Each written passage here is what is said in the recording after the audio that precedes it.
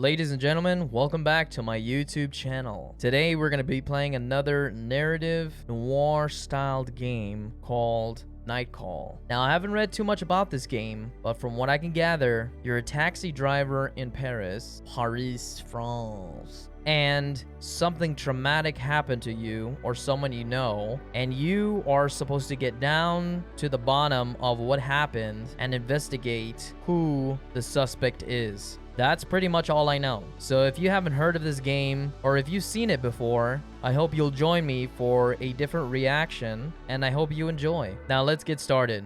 But before, let's roll the intro.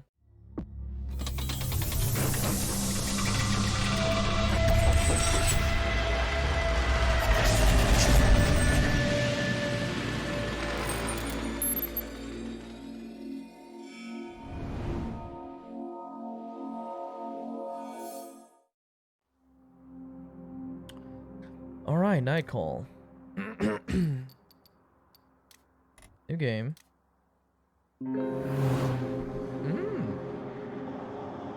Paris, France.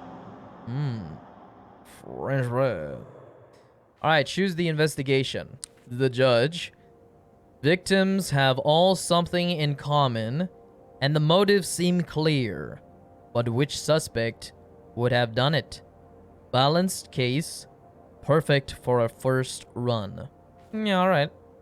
The Angel of Death. Random victims. Unknown motive. Weird case. Slightly more difficult than the others. Okay. The Sandman. Victims may feel random at first, but there's a connection. Yet the motives might not be hard to find. Dark and twisted. Well, this game will randomly pick a unsolved investigation. No matter if it's solved or unsolved. Okay, let's go judge. It's our first time playing. Story. Money will be easy to get. The investigation will be easier. Every action will take less time for a chiller experience. Alright. Balanced. The way Night Call was designed. Alright, I like that one. Hard. Money will be tighter. The investigation will be harder to solve. Every action will cost more time for a more challenging experience. Let's go balanced. Yeah, I think balance is pretty good. Paris, France.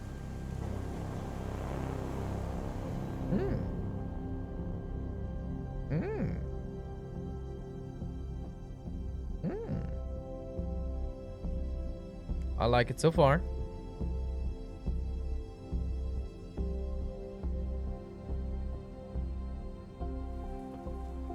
Published by Raw Fury.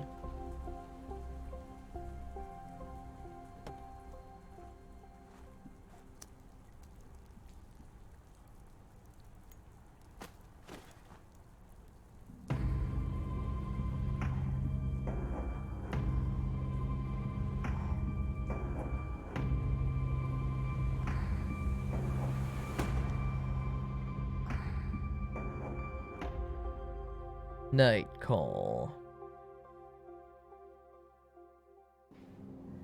Oh, do we jump right in? Doctor? Here? Sir, can you hear me? Or do I need to speak up? You're fine. She takes a deep breath.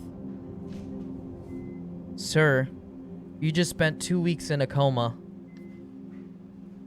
The word bounces around your head. You need a moment to understand its meaning. Coma. The word scratches along your throat.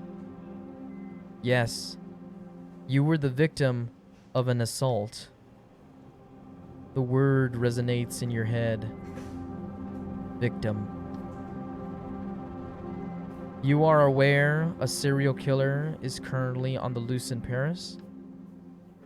You feel the contents of your stomach crawling on your throat. The judge, as the police call the killer, assaulted you. The bullet touched your liver, and in most circumstances, it would have been fatal. We chose to put you in an induced.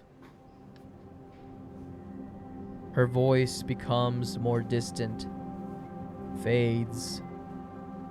You taste bile at the back of your throat. Your head is burning.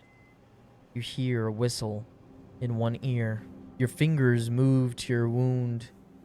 Underneath the bandages, you can feel hard skin. It is incredibly painful. I'm sorry? Did they catch the judge? No.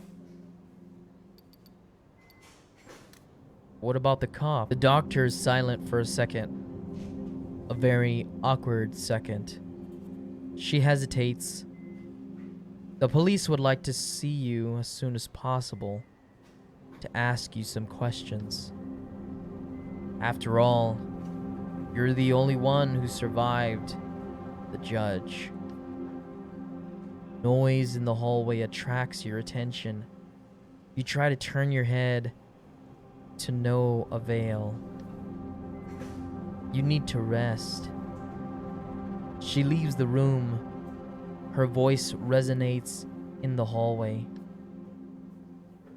I don't care. He's the only witness. Another female voice joins in.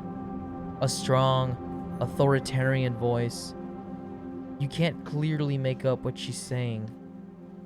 A strange feeling washes over you. It's not pain. It's not fatigue. Some odd combination of the two.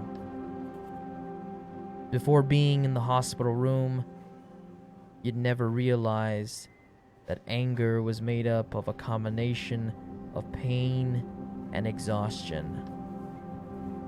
Anger. A feeling you know all too well. Days go by, and a month later. Night 1.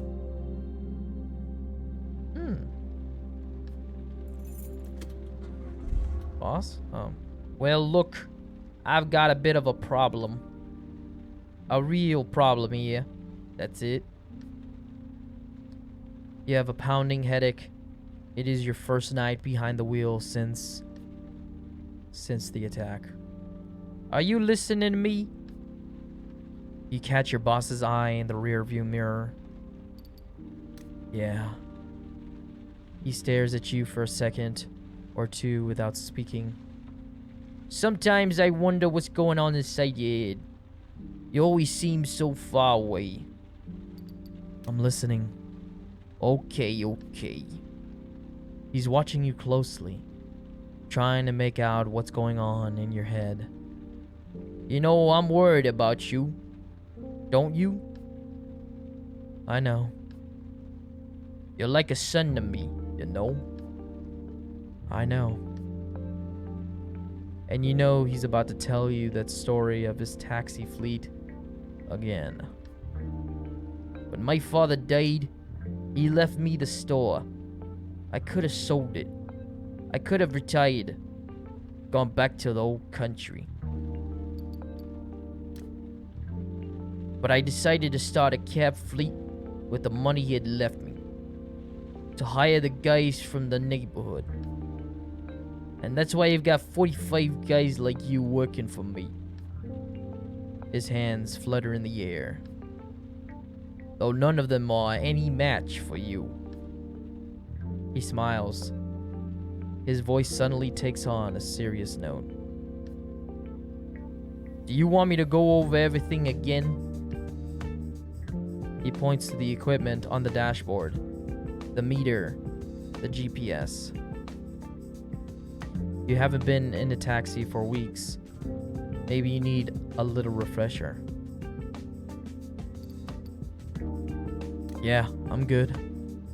Right then. Well, first the map. You spot the potential customers and try to guess where they're going. Then you decide. When a customer orders a taxi, if there's no one else around, you have to go pick them up. He shrugs. That's the way it goes. It's business. No problem. The other farers, they look at the map and decide whether or not you want to take them. And then you drive. He flashes a quick, mechanical smile. You know it well. When he talks about work, he talks about work. That's all. When your shift is over, we do the numbers end. His voice trails off, as if searching for the right words. And that's all. It's pretty simple. There's no reason why you can't do it. Alright, no overtime. We're in France here, and there are rules, regulations. You might not see it that way, but no one likes having a driver who hasn't slept in 24 hours. He looks away. Something's been bothering him since he got into the cab. Anyhow, you know the ropes. You get it. I know you're gonna do a good job.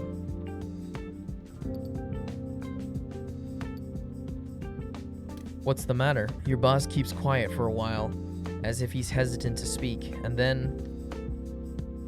I don't think it's a good idea. You shouldn't be driving. The murderer is still out there, and we think he's gonna be back. For you. We? Your colleagues.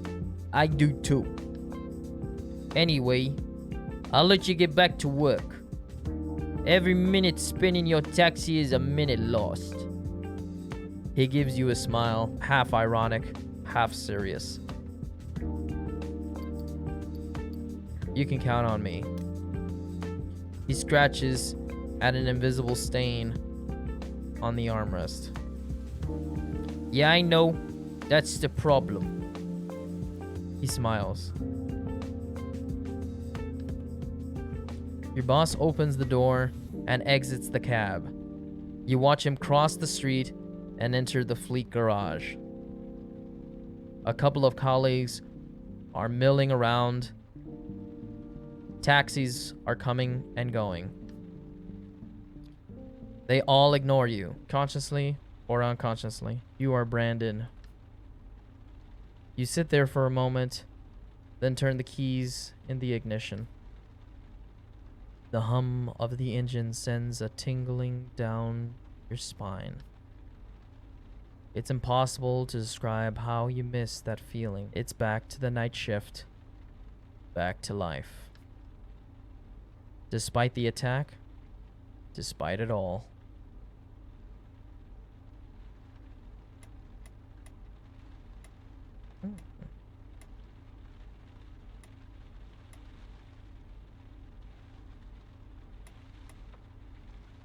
Okay. Interesting.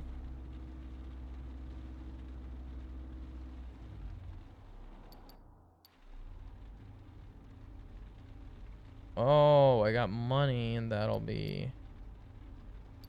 Okay. You double park and wait for your next passenger to slide into the back seat. He looks at you like he appreciates you and your taxi. He gives you his address. You start driving. Your passenger doesn't make a sound for the next few minutes of the trip. It doesn't bother you. You have enough on your mind. You're overcome with a craving to smoke. You nod slowly and glance at your passenger. Calm and still, he seems far away. Having a good night? Yes. Very good. He slowly turns his head towards you and gives you an odd look, like he is disappointed you're talking to him. He watches you closely for another minute and turns back to look out the window. You keep your eyes on the road. The silence becomes heavily. All of a sudden, you feel a strange sense of camaraderie with your passenger. You look at him quickly in the rearview mirror. He doesn't look familiar at all, and yet, it's like you know him. A second later, an outside light shines on his face at a weird angle. It looks like he's smiling. A few seconds later, you drive down his street. He straightens up a bit. You park in front of the number he gave you. He pays his fare without a word. The door opens slowly, and he smiles at you. You can tell it comes from the bottom of his heart despite how upset he is. You're really a swell guy. You weren't expecting that. By the time you collect your thoughts, your passenger is already far away. He disappears into the building. A moment goes by before you turn the key in the ignition.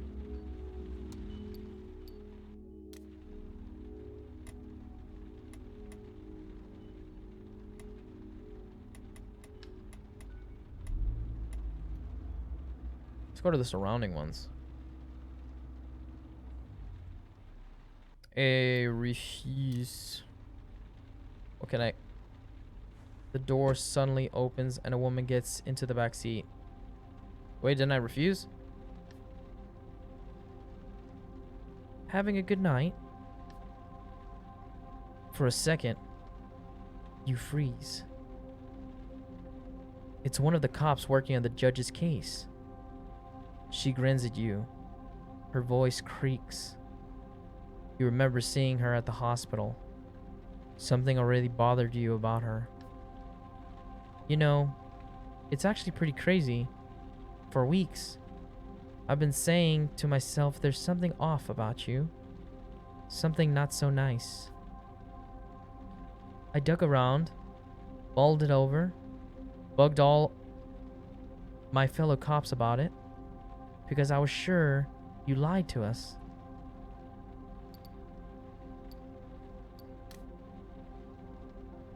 She has a cold sneer on her face. I'm gonna be frank with you. She leans over to you. I don't think you're the judge. Nah. I just can't picture it. She squints, like she's trying to make you out from far away. Like you'd have gone to the extent of hurting yourself? Yeah, between us, it's a bit of a stretch. She stares at you. But not enough of a stretch for my chief to stop going on and on and on about you. Seriously, he talks about you all the time. If I didn't know better, I think he'd have a crush on you. She smirks. No. I think he's more interested in your profile. In prison at 17. An icy chill fills your gut. And for murder, too. Your mouth. You open your mouth, but nothing comes out. Since you got out, you've kept a low profile, but you're lying about your name and your address. I checked. It's normal, you'd say. If they got word of your time served, no loan of your permit, no lease of your car, meaning no second chance in life. Her voice becomes softer, almost warm. I personally like guys who want a second chance. No, I like guys who fight for a second chance. Basically, I like guys who are willing to work for me. She leans forward, her shining, cat-like eyes narrowing. My chief wants me to go to the prosecutor with a first and last name, with evidence. Actually, knowing him, he's not so hot on evidence.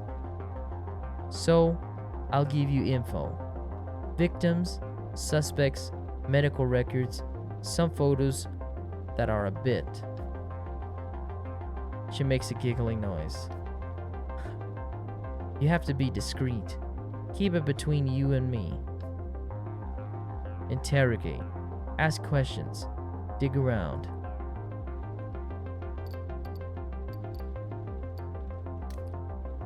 She shrugs. Don't worry. You're already keener than half the squad.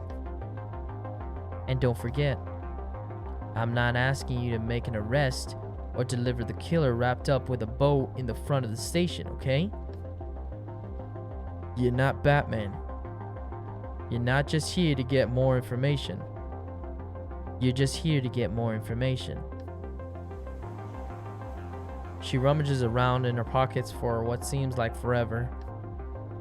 Here, take my card. I'll call you in 3-4 days just to check in. We'll chat. And I'll let you know if I have any new information. She takes a didactic, panelastic tone, like she was giving you a list of recommendations for the 100th time. Don't get caught. Don't get arrested. Also, I wouldn't recommend trying to leave Paris. I know what you look like, and I know who your friends are. You can either be the solution or the problem, my friend. She takes a minute to scan your face, your emotions. If I have to, I'll go check in on you-know-who. Her smile is biting. That reminds me. She knows you've done time? You shake your head. She snickers. Oh, my little dirtbag. You cover your tracks well.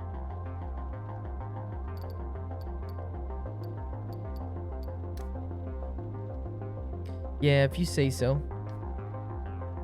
She sighs in a tired, exaggerated way. Don't try to mess with me, man. If things don't go well, I'll turn you in. I'll send your picture to all your friends and the media and every asshole in Paris. Your picture with your name on it. Your real name. Anyone close to you will have their place searched. They'll be put under a house arrest, spend nights in jail. You have no idea how tense things are with that fucker's trial underway. Come to think of it, your last names are almost the same.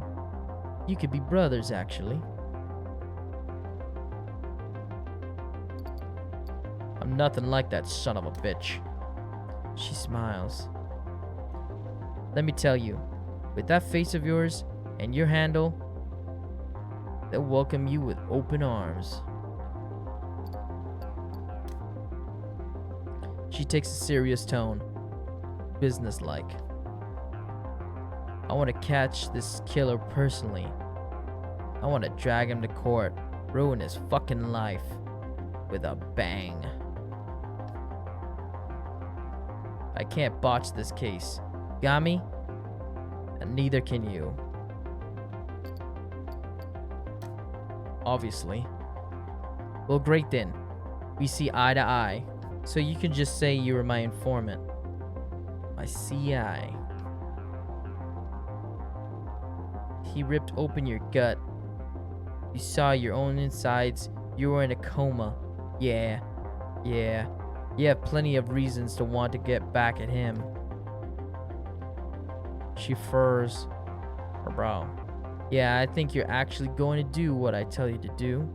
You investigate, ask questions, listen to all the rumors, and you come up with a list of suspects. She lays her hand on the door handle, and freezes. Oh, right. And don't get fired. Without a scab, you're worth nothing to me. You glare at her. She puts her hand up, and you can hear the words behind it. This conversation never happened.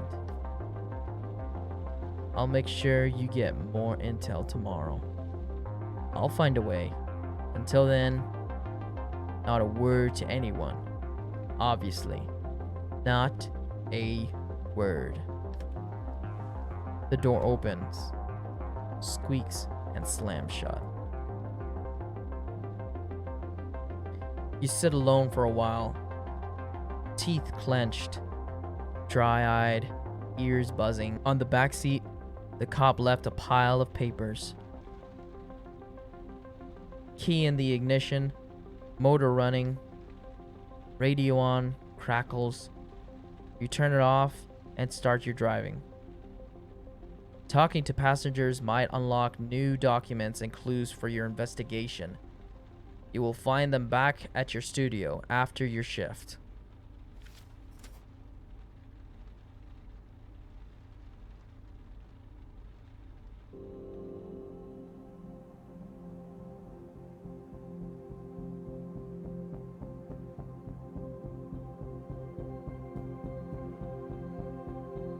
Alright, so he's trying to pin the pieces together. You take a second to enjoy the silence of your studio. Outside, the city is slowly waking up. You can still hear the hum of a taxi buzzing in your ears. You throw the files Bassett gave you on the table. On the wall, you hung up the big corkboard where you used to pin up photos of your nephews. They've been gone since you've got out of. Your plan is simple. Jot down all the pieces of evidence and connect them to the suspect. The guilty party won't necessarily be one with the most evidence against him, but the one with the most compelling evidence against him. It's like you're building a story about each suspect, trying to understand their motives, understand how he or she got into the situation. Steps in the hallway, they stop in front of your door, then they move on. It's time to get moving on your investigation.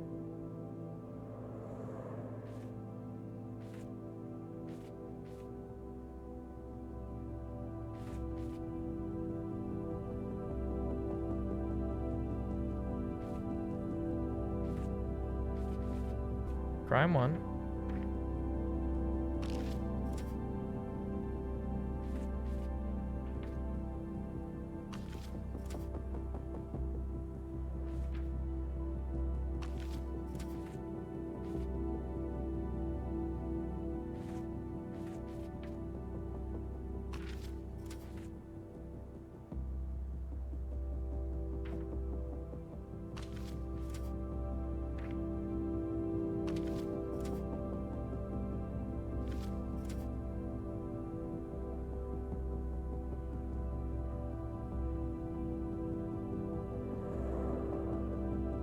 Oh.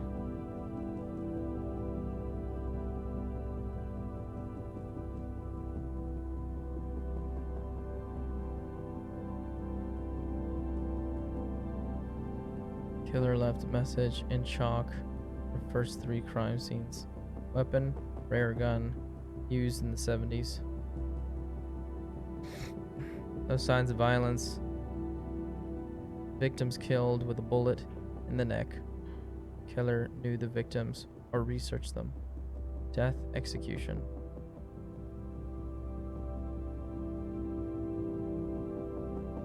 Killer's height.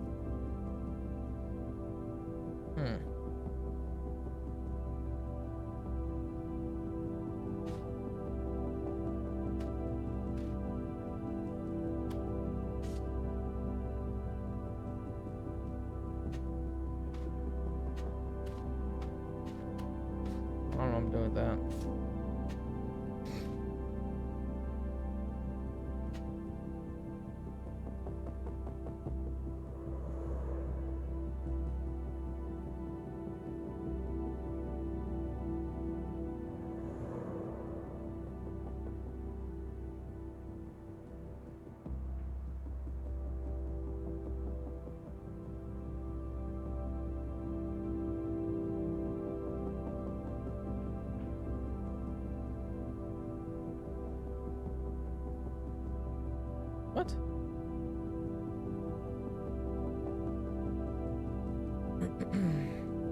Marriott.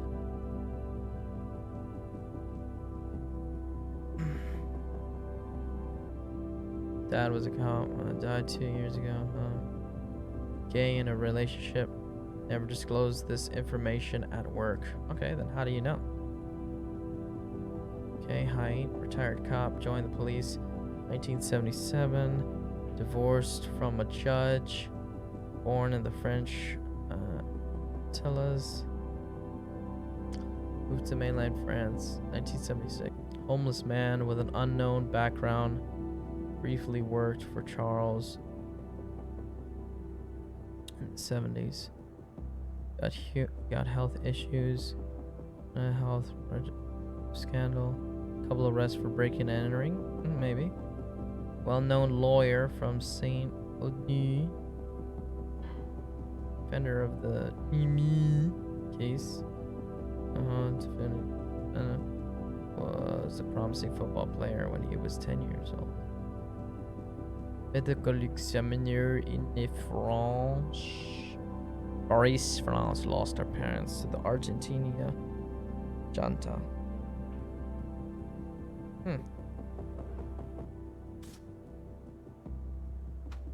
Interesting. Can I do anything else? I guess that's it. With a heavy hand, you wipe your tired face. You pull open the sofa bed, which unfolds with an unpleasant creak. You collapse on the mattress. The events of the day run through your head. The streets, the passengers, their faces, their problems.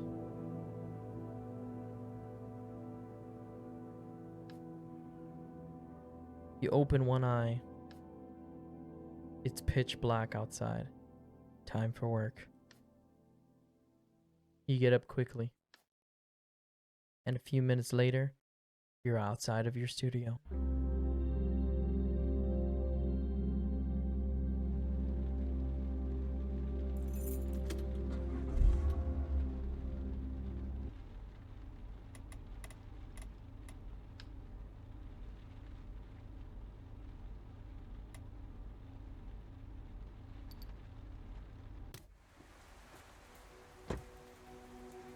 The door opens, and your next passenger, a woman, jumps into the back seat. Rue de l'Evanescence? Her voice is shaking. Her mind is elsewhere. Please? You start driving. In the rearview mirror, you notice your passenger is shivering. She's clinging to a rose in her hand, like it might otherwise fly away. You want me to turn up the heat? She doesn't hear your question. Miss? No. No? No, I said no. No heat? Finally, she looks at you. He asked me to marry him, and I said no. He had everything planned. He put the ring in the champagne flute, and I said no. She blinks her eyes ever slowly. I don't know why I said no. Why? Her expression becomes scornful, aggressive.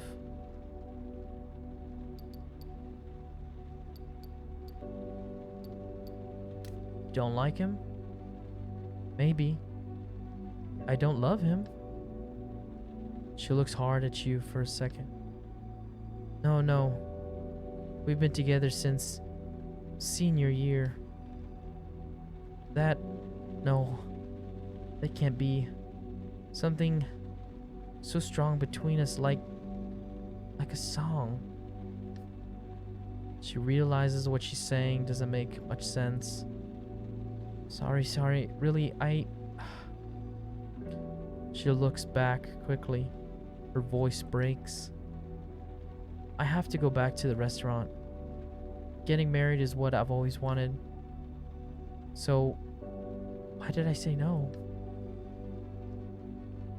You get the impression she's shrinking. She looks tiny and fragile in the rear view mirror.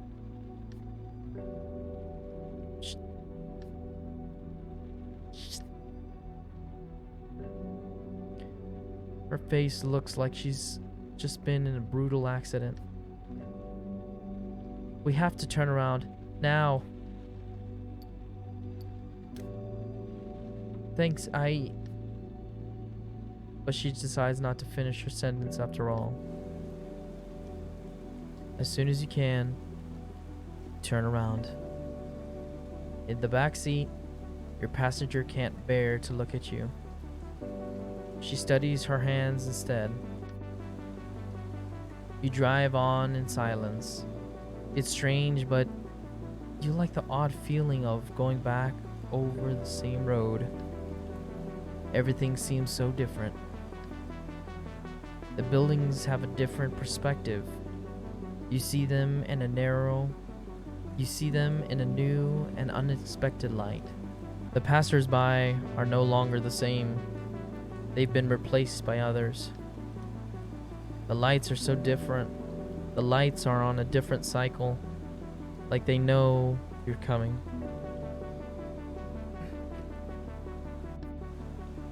A few seconds later, without even noticing the ground you've covered, you pull over in front of the restaurant you just came from. She throws you a shy, almost indiscernible smile. Can I ask you for a favor? You nod slowly. Don't ever repeat what I said.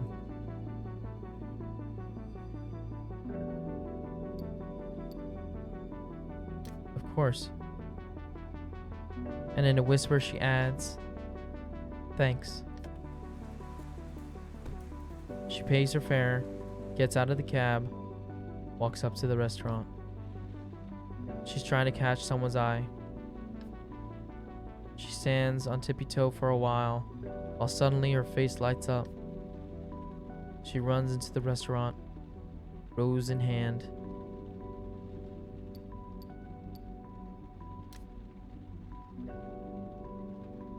Another minute to think about her beautiful brown, her words, how she shook. Getting married. For a second, you try to remember your own marriage proposal. It all seems so far away. So far away. You turn the key in the ignition and drive away.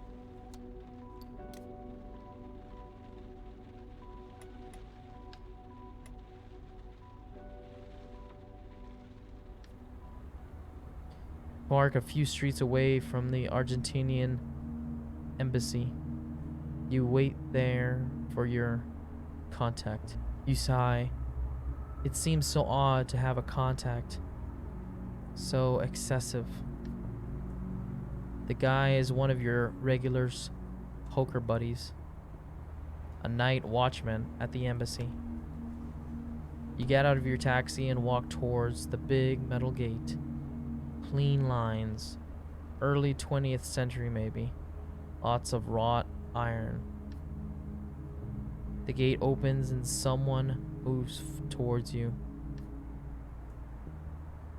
They indicate you should follow them.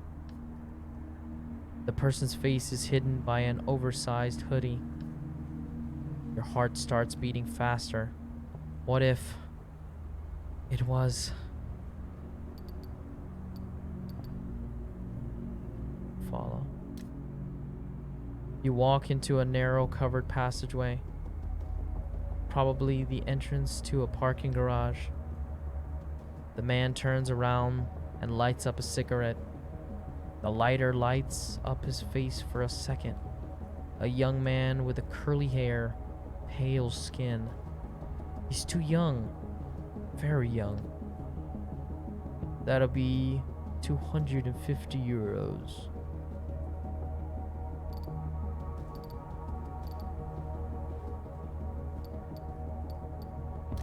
For the intel? Yeah, for the intel. He laughs, a strange,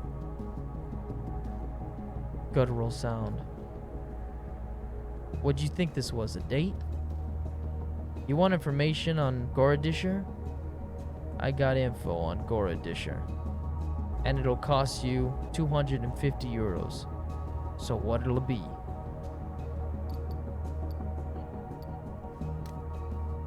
He raises his hands in front of his chest. His accent becomes stronger. No. It is 250 euros or nothing. If someone learns I fished around, they'll fire me on the instant. You see disappointment on the young man's face. Something's holding him back. Okay, listen. I'll give me 200 and we're good. Okay? You're lost. The young man walks by you, almost shoving you aside, and keeps going. You hear the embassy door open and close with a heavy bang. A second later, you're back in your taxi. You shake your head in disappointment. You start the car and get back to your shift.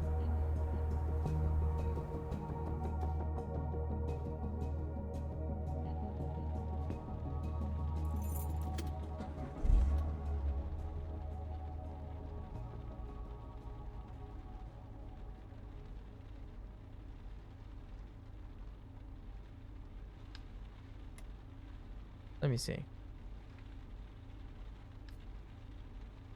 A policewoman crosses the street and freezes. She shines her light. Have enough? No. You immediately recognize the next passenger getting in your car. You never watch television, rarely listen to the radio. You don't read the newspaper, and yet you know François de la Résistance, Palermosny, novelist, columnist, politician, too, you think. Your passengers distractedly give you his address. You start driving.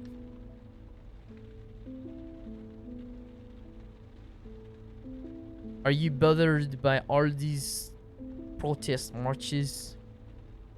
His question washes over you. You forget that during the day, people were holding protests. I work nights. He doesn't know how to follow up. A moment goes by before he yelped.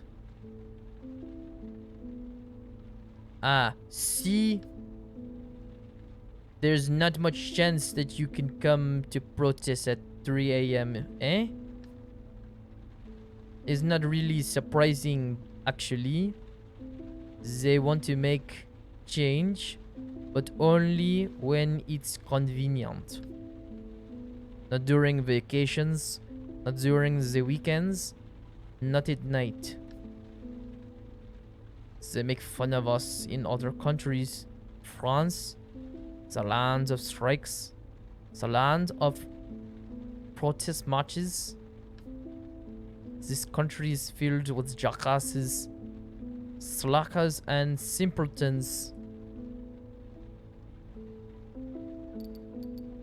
I know what you mean. A smile lights up your passenger's face. You can see him. You can see just how blue his eyes are. Indeed, indeed. Take the United States, for example. They have no right to strike. It's do or die. Spit flies from his mouth and disappears somewhere on the back seat. And they did not become the most powerful country in the world by going on strike all the time. He snickers, his notes appearing on his hand, and he begins to write. strike, protest, unrest. Meanwhile, businessmen and manufacturers are working around the clock. French people should be ashamed. Take a look in the mirror and decide to change, to do something. They expect too much from life. They want to have their cake and eat it too, and bite off more than they can chew. He catches his breath. Froth begins to form at the corner of his mouth. And meanwhile, the world keeps on turning. While the strikers twiddle their thumbs working, workers are working. No, struggling to get the job done. That's better. Idiotic protest marches. The Frenchest thing. The stupidest thing. We have to look the masses right in the eye and say, you do not own the streets. You shall not wield them like weapons. He suddenly raises his eyes and looks at you. They are unfocused, and his complexion deathly pale.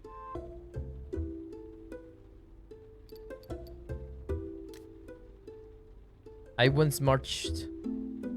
It just came back to me like an old childhood memory.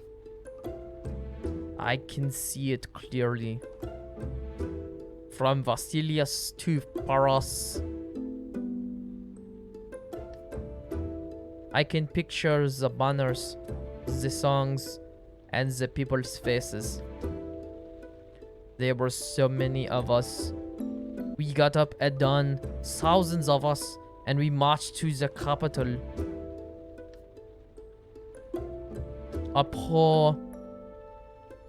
Our pure and wholesome voices rose up. His voice shakes a bit. For a second, your passenger feeds on the silence around him.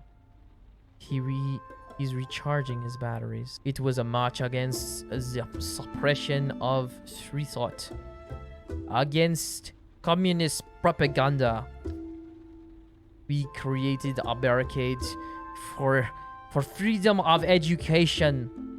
It was a cry for the heart of the right of high-quality religious education while France was being crushed by the weight of socialism. We were being ideologically purged, completely decimated.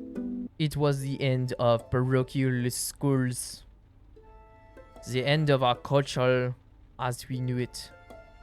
His voice trembles. Your passenger slowly sinks into a strange funk. He remains that way for the rest of the ride till you reach your destination. He sighs contentedly as you pull the taxi up along the sidewalk. Those were the days. It was a great country. The left was running the country. He leans in towards you like he's about to tell you a secret with a smirk on his face. And I mean the real left, eh? He pays and gets out of the car. You can hear him talking to himself as he walks towards the front of the door of his building. What a lovely night. Good luck to you tomorrow. With all these protest marches, it's going to be a messy one. He's gone before you have the time to remind him you only work nights. You notice a newspaper in the back seat. Your last passenger must have left it in behind. Or the one before. You grab it and put it away. Could come in handy. You start driving.